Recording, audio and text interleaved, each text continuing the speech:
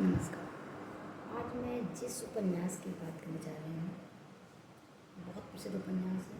उस उपन्यास के लिए लेखक को पुलित्ज़र पुरस्कार मिला, बाद में वो नोबेल पुरस्कार से सम्मानित हुई। तो बहुत प्रसिद्ध उपन्यास है और इंग्लिश में है the good earth. Paul S Buck का लिखा हुआ है उपन्यास गुड अर्थ। बहुत प्रसिद्ध है। तो अब इसकी प्रसिद्धि के बारे में बोलूँ कि पढ़ना चाहिए तो इसके बारे में बेस्ट प्रसिद्ध उपन्यास है। और इस उपन्यास में है क्या, बस की चर्चा करना चाहिए। पॉल एस बक, जिनके पिता एक मिस्त्री थे जो चीन में थे। पॉल एस बक का बचपन जन्म भी वहीं हुआ, वहीं पर लालन पालन हुआ। 1930 के दशक के चीन को जो उन्होंने देखा, उसकी दशा को जो उन्होंने समझा, तो चीन की सामाजिक राजनीतिक दशा को उपन्यास कहता है। चीन जो इस वक्त अकालग्रस्त है, और अकालग्रस्त में जब समाज में अकाल पड़ा है तो गरीबी है, और उस गरीबी में मानव की दशा क्या होती है, मानव क्या होता है, अमीरी मानव को क्या बनाती है, गरीबी मनुष्य को क्या बनाती है, इस दोनों कथा को उपन्यास कहता है। सचमुच ये उपन्यास मतलब मैं इसे सिर्फ एक सामाजिक उपन्यास, चीन की सामाजिक दशा को जानने के लिए आप पढ़िए। हालांकि इस उपन्यास में निंदा भी हुई, खास तौर चीन समाज से बड़ी निंदा की, क्योंकि चीन को लगता है कि इस उपन्यास के द्वारा उनको अपमानित किया गया, उनके समाज को निंदित दिखाया गया एक मिशनरी लेखक के द्वारा। हो सकता है किसी को उपन्यास होगा, किसी देश की पूरी दशा को कहना तो उचित नहीं है कि ऐसा ही वो देश है और ऐसा ही वो समाज, पर इतना तो है कि कुछ कुछ तो ऐसा समाज है।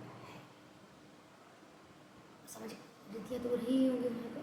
उपन्यास मुझे सामाजिक उपन्यास के बजाय एक राजनीतिक उपन्यास भी नहीं कहूँ, राजनीतिक भी कह सकते हो, लेकिन सबसे महत्वपूर्ण उपन्यास जो आध्यात्मिक होना चाहिए, क्योंकि इस उपन्यास को पढ़ने के बाद मानव सामाजिक दशा समझते हैं और जीवन के उद्देश्य को आप खोजने लगेंगे कि जीवन का उद्देश्य क्या है। इस उपन्यास में कहानी है वांग लिंग की और पोलैंड की। वांग लिंग उपन्यास नाम गुड अर्थ ना, धरती। कहानी धरती से प्यार की, आदमी धरती से जुड़ा जो होता है, प्रकृति से जो जुड़ा होता है तो विकास होता जाता है। पर जिस क्षण अपनी प्रकृति से, धरती से दूर होने लगता है, उस क्षण पतन की तरफ जा जाता है। वांग लिंग जो थोड़ी बहुत ज़मीन है और जो बहुत गरीब है, उसके पिता अपने खेत को नहीं छूना चाहता। वांग लिंग बहुत गरीब है, इतना गरीब है कि उसको स्त्री से विवाह नहीं कर सकता। तो एक गरीब स्त्री को, अनाथ से एक स्त्री पोलैंड को खरीद के लाता है। पोलैंड जिसको वहाँ पे लड़कियों को, गरीबी में ना लड़कियों को बेच से नहीं पड़ता थी, लड़कियाँ खरीदी जाती थी, क्योंकि स्त्रियाँ खरीदने का कारण क्या हुआ कि तो घर के कामों में काम करेंगी, घर के कामों में साथ देंगी, घर के कामों में सेका के रूप में काम करेंगे, दूसरा वो पुरुषों की शारीरिक भूख भी शांत कर सकती हैं। तो दोनों तरफ से स्त्री को खरीदना, स्त्री को दास बनाना वहाँ पर परंपरा हर समाज में रही है। भारत के में भी मुगलों के काल में और तुर्कों के काल में, अरब में और टर्की में स्त्रियों को कैसे बचा जाता था, भारत की स्त्रियों को उठा कर कैसे टर्की में और अफगानिस्तान में कहाँ कहाँ बेचा जाता था, ये कथा तो आप पढ़ चुके हैं। लेकिन भारत में स्त्रियों को बेचने की प्रथा कभी नहीं रही। बाहरी आक्रांतों की तरह भारत की स्त्रियों को बेचने की परंपरा रही, लेकिन भारत की स्त्रियों को बहुत ही सम्मान था। लेकिन चीन में लड़कियाँ बेच दी जाती, गरीबी की लड़ाई रोटी के लिए, और तो ये वो लैंड भी उसको बचपन में माता पिता ने बेच दिया है, जो अनाथालय में रही है और जो बहुत ही कष्ट के साथ जीवन बिताया है। वो लैंड को वहीं खेत लाता है और फिर उसे पति के रूप में रखता है, और फिर उसके 3 बच्चों को जन्म देता है। अकाल पड़ता है, गाँव छोड़ के उनको बाहर जाना पड़ता है। वो लैंड रिक्शा चलाने लगता है, और वांग लिंग रिक्शा चलाने लगता है, और घर चलाने के लिए, भोजन के लिए जो पोलैंड है वो अपने बच्चों के साथ भीख मांगने लगती है। ऐसे में क्या कहते हैं, एक बार वो एक अमीर आदमी के घर जाते हैं। वहाँ पे उस समय देखिए समाज, देखिए एक कितना गरीब हो चुका है कि भीख मांग रहा है। एक वर्ग ऐसा है, उन्हीं में से एक मध्यम वर्गीय है जो डाकू बन के इन अमीरों के धन को लूट रहा है।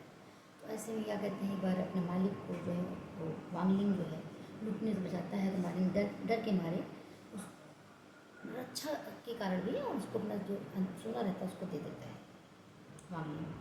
वांग लिंग को सोना मिलता है, अमीर हो जाता है, और लेकर के अपने गाँव में आता है, अपनी ज़मीन फिर से खरीद लेता है। अभी बहुत अमीर हो चुका है, लेकिन जब वो गरीब था तो परिवार में जो खुशी थी, वो शांति थी आपस में, वो बड़ी सुंदर थी। उस गरीबी की दशा में एक कथा आती है कि जिसकी अपनी बेटी, इसकी एक बेटी भी, 3 बेटे और एक बेटी है। तो जब खाने की कमी है, भोजन की कमी है, तो बार बार बात आती है कि वो अपनी इस बेटी को बेच दें। हालांकि किसी तरह होता है उसको नहीं बेचते हैं। बाद में वो लड़की पाप कम बुद्धि की है, फूल कह के उसको संबोधित किया गया पूरे उपन्यास में।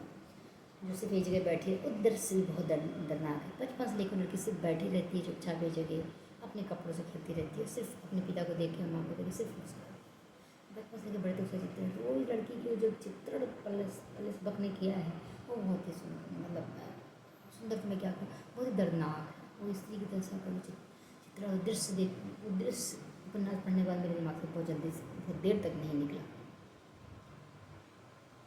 तो अमीर बन जाता है और वो तो लड़की जो है उसकी वो लेना सिर्फ उसकी देखभाल करती है, उसके तीनों बच्चे बड़े होने लगते हैं, बहुत सारी ज़मीनें खरीद लेता है, अमीर हो जाता है। वो इतना अब देखो अमीरी के साथ पता नहीं है, वो अमीर हो जाता है और फिर एक वेश्या लोटस को के प्रेम में पड़ जाता है और बाद में लोटस को अपने घर ही खरीद करके एक घर के एक नया कमरा बना करके एक नया छोटा सा घर बना के घर के अंदर ही उसको लोटस अपने घर ले आता है। लोटस को घर में लगती है। ओलन तो खैर विरोध नहीं कर सकती क्योंकि वो एक खरीदी हुई स्त्री है, लेकिन हाँ तीनों बेटों को उसने जन्म दिया है। लड़कों की कितनी महत्ता है चीज़ में, क्योंकि उसके तीनों बेटों को उसने जन्म दिया, इसलिए ओलन की महत्ता रहती है। तीनों बेटे धीरे बड़े होते हैं। ऐसे में जो वांगलिंग है उसके चाचा जो है अपनी पत्नी और अपने एकमात्र बेटे के साथ उस घर में रहने के लिए आता है। लेकिन अब सामाजिक रिश्तों को कितना महत्व होता है ऐसा कि वांगलिंग अपने चाचा को रहने से, चूँकि चाचा बहुत ही दुष्ट प्रवृत्ति का है, उसकी चाची बहुत दुष्ट प्रवृत्ति की है, फिर भी उनको मना नहीं करता, उनको अपने घर में रहने का जगह देता है। पर धीरे धीरे जो वांगलिंग के बच्चे बड़े होते हैं, बड़े बेटे की शादी होती है, उसकी बहू आ जाती है, दूसरा बेटा अनाज मंडी में मैनेजरी का काम करने लगता है और तीसरा बेटा पढ़ाई करता रहता है। ऐसे में चाचा का लड़का बड़ा रहता है जो बहुत ही एक निम्न प्रवृत्ति का लड़का है। वो वांगलिंग की दूसरी बेटी जो अभी युवा हो चुकी है उस पर नज़र रखने लगता है, कुछ जाने लगता है और उसकी बहू पर। ऐसे में बेटा विरोध करता है, लेकिन जब वो उसको निकालने के बाद सोचता है अपने चाचा को, तो उसको चाचा उसको दिखाता है कि वो जब अकाल था उसमें वो डाकू था, और यदि वो यहाँ से चला गया तो डाकू उसके घर पर कब्जा करेंगे। अब देखिए चीनी समाज में जो डाकू थे वो अमीरों को लूटने का काम कर रहे थे। एक चीनी समाज धनी, एक बेहद गरीब और एक उन्हीं में से लुटेरा वाला जो लूटने का काम करता। चीनी समाज बहुत ही शिक्षित समाज उस वक्त का नहीं रहा होगा, जो आए तो डर के कारण वांगलिंग उसको निकाल तो नहीं सकता। उसका बेटा उसे सलाह देता है कि हम एक नया घर खरीदें और वहाँ चले जाते हैं। वांगलिंग नया घर खरीदता है, अपनी बेटे को, दोनों बेटों को, अपनी बेटी को वहाँ भेज देता है और क्या कहते हैं वहाँ वो अकेले रह जाता है। और क्या कहते हैं उसी में उसकी क्या कहते हैं इस बीच उसकी पत्नी जो है वो मर जाती है। इसका जो क्या कहते हैं उसका क्या कहते हैं उसकी बेटी भी अपनी दूसरी बेटी का वो विवाह भी कर देता है, क्योंकि उस चाचा के लड़के से उसे खतरा होता है। तो इसका क्या कहते हैं अब चाचा से उसे खतरा तो नहीं कर सकता है, तो ऐसे में क्या करता है कि उनको अफीम की आदत डाल देता है। तीनों हमेशा अफीम में डूबे रहने लगते हैं और वो पतंग की तरफ जाते रहते हैं। तो चीनी समाज जैसे अफीम जो एक जड़ एक कुप्रवृत्ति की तरह समाज को कमज़ोर कर रही थी, खोखला कर रही थी। अंग्रेजों के समय में आपने पढ़ा होगा कि अंग्रेज जो है चीन के साथ अफीम का व्यापार करते थे। तो चीन के समाज पर अफीम का कितना प्रभाव है वो कहानी भी कहती है। तो ऐसे में अफीम खाते खाते उसका वृद्ध भी हो चुकी है, चाचा मर जाता है, फिर चाची भी मर जाती है। फिर एक दिन अभी देखिए अमीरी जीवन कितना ही विकास करे, जीवन कितना ही आगे जाए, लेकिन जीवन में सुख और दुख दोनों ही लगे रहते हैं। जीवन हमेशा सुखी भी नहीं रहता, जीवन हमेशा दुखी भी नहीं रहता। अब कितना धन है, समृद्धि है, वो है, दो पत्नियाँ उसने रख ली, लेकिन दुख तो कहीं ना कहीं जीवन में लगा ही रहता है। ऐसे में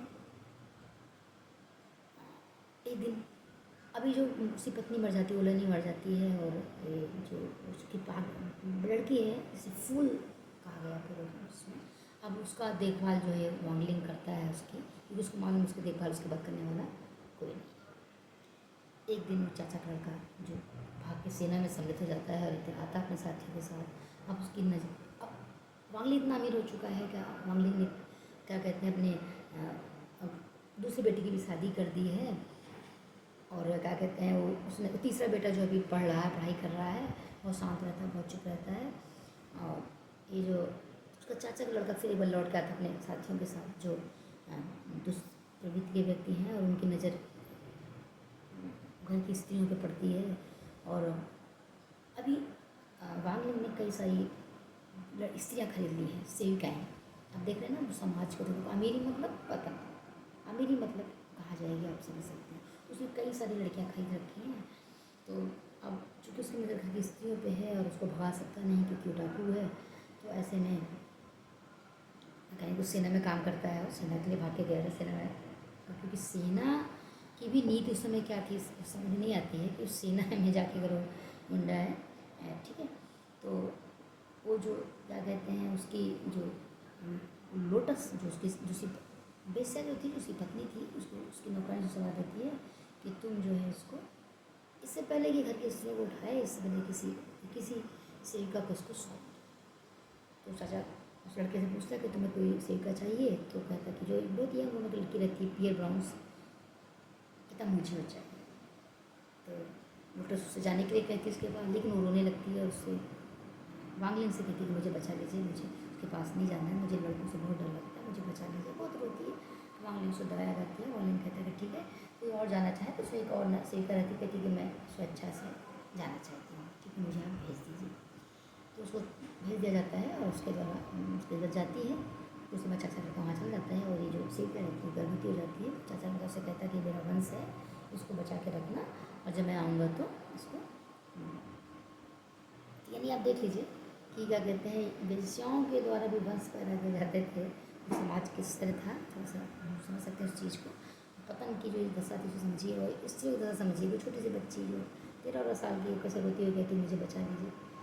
लेकिन अब कहानी उसके आगे जरा देखिएगा। फिर वो पियर ब्राउन्स जो है, चूँकि उसको बचा लेता है, लोटस बहुत नाराज़ हो जाती है। लोटस जो उसकी रक्षिता है वांग लिंग की, उसे कहती कि तुम्हारी उस पर नज़र थी, से तुमने उसको बचा लेता। वांग लिंग के मन में आता, उसको देखता कि पियर ब्राउन्स वाकई में बहुत सुंदर है।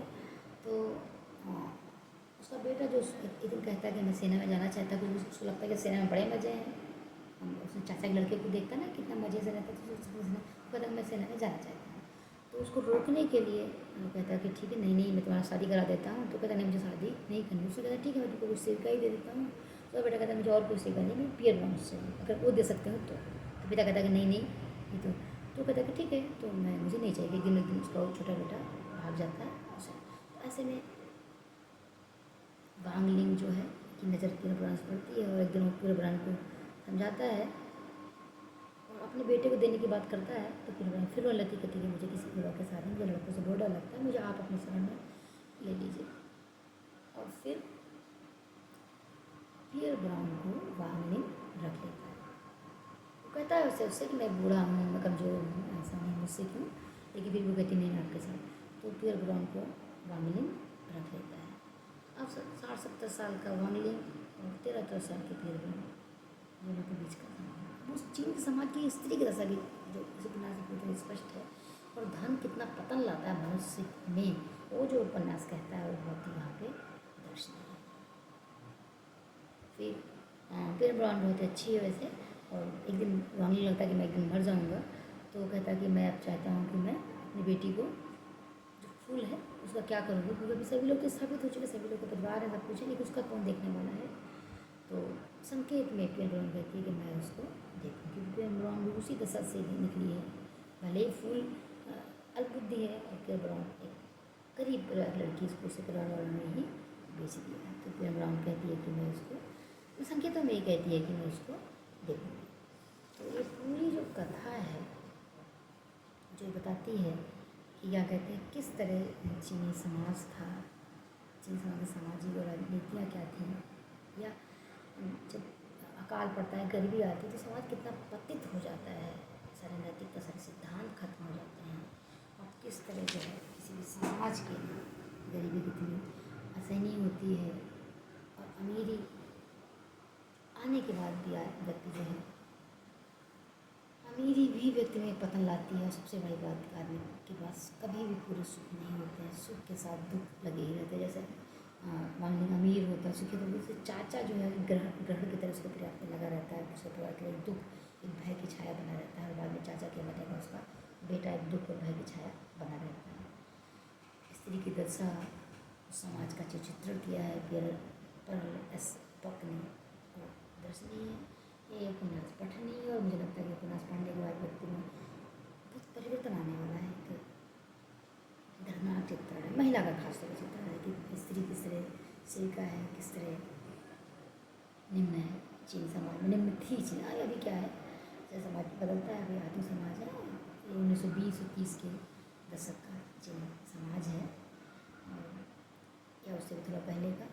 तो पर इस वक्त इस उपन्यास के लिए बहुत चर्चित हुई। बाद में वो उनको चीन से निकाल भी दिया गया। बाद में उनको दोबारा वो वहाँ जाना चाहती, उनको आने को नहीं दिया गया क्योंकि चीनी सरकार को लगा कि इस उपन्यास के दौरान उन्होंने चीनी समाज को गलत दर्शाया है। सच क्या है, झूठ क्या है, हर समाज में कमियाँ होती हैं, पर कुछ समाज कुछ देश अपनी कमियों को स्वीकार कर लेते हैं और कुछ देश और समाज अपनी कमियों को स्वीकार करने को तैयार नहीं होते। मुझे लगता है कि चीन का समाज कुछ वैसा ही है। लेकिन हाँ, पर्ले एलिज़ाबेथ जो एक मिशनरी थी, अमेरिका से गई थी और मिशनरी का उद्देश्य क्या है सभी को पता है। तो उनका उद्देश्य भी चीनी समाज की कमियों को बदलना नहीं था, लेकिन इसकी तरह दिखा करके उस समाज को परिवर्तित करना, धर्मांतरित करना रहा ही होगा या जो भी रहा हो, मैं नहीं कह सकती आज के अंदर में, लेकिन कुछ ना कुछ तो उसमें जो भी मंशा रही हो।